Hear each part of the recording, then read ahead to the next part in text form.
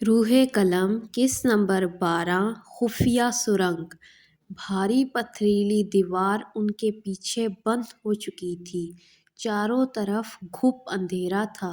हया ने बेख्तियार औहद का बाजू पकड़ लिया। मुझे कुछ भी नज़र नहीं आ रहा।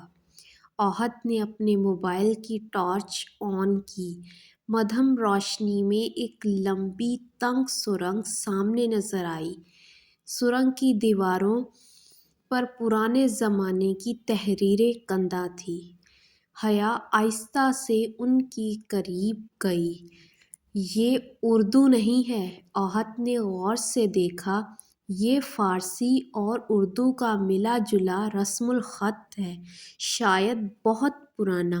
चंद कदम आगे बढ़ने पर एक जंग आलूद दरवाज़ा सामने आ गया।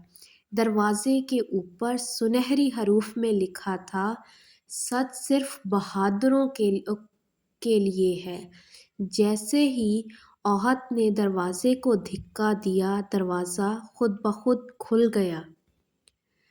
कमरे के अंदर अजीब खामोशी थी। दरमियान में लकड़ी की एक मेज़ रखी थी। मेज़ पर 3 चीज़ें मौजूद थीं। एक पुराना कलम, एक बंद डायरी और एक चाबी। हया ने हैरत से पूछा, ये सब यहाँ किसने रखा होगा? इसी लम्हे स्पीकर से वही पुरअसरार आवाज़ गूंजी, सिर्फ एक चीज़ अपने साथ ले जा सकते हो। गलत इंतखाब तुम्हें सच से हमेशा के लिए दूर कर देगा। हया ने कलम की तरफ देखा। औहद ने चाबी की तरफ। दोनों खामोश थे।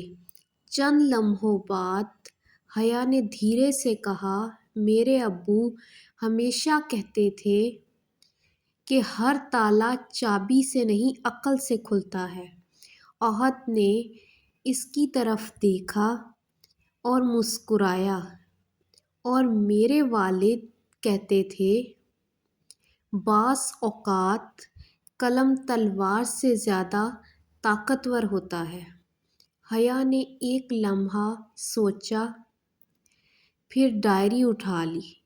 इसी लम्हे पूरे कमरे में तेज़ आवाज़ गूंजी, सही इंतखाब। औहद ने हैरत से कहा, तुम्हें कैसे यकीन था?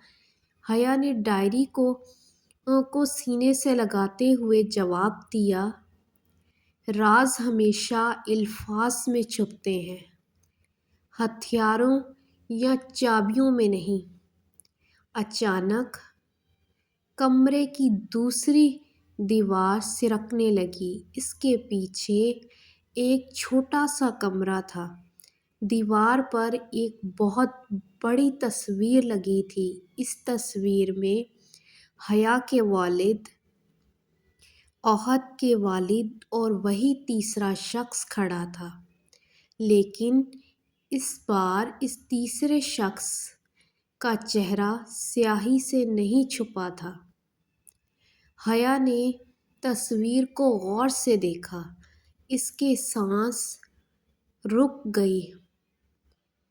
ये नामुमकिन है। औहद ने बेचैनी से पूछा, क्या हुआ? हया की आवाज़ कांप रही थी। मैं इस शख्स को जानती हूँ। औहद हैरान रह गया, कौन है वो?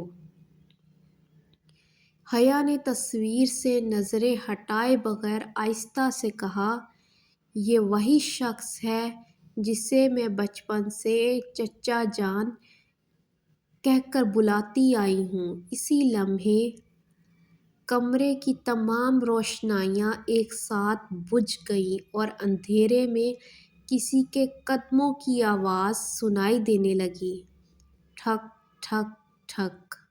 अगर आपको हमारी ये वीडियो पसंद आई है तो हमारी वीडियो को लाइक करें और हमारे चैनल को सब्सक्राइब करें और कमेंट्स में अपनी कीमती राय ज़रूर दें। آپ کا سپورٹ ہمارے لیے بہت اہم ہے۔ خدا حافظ۔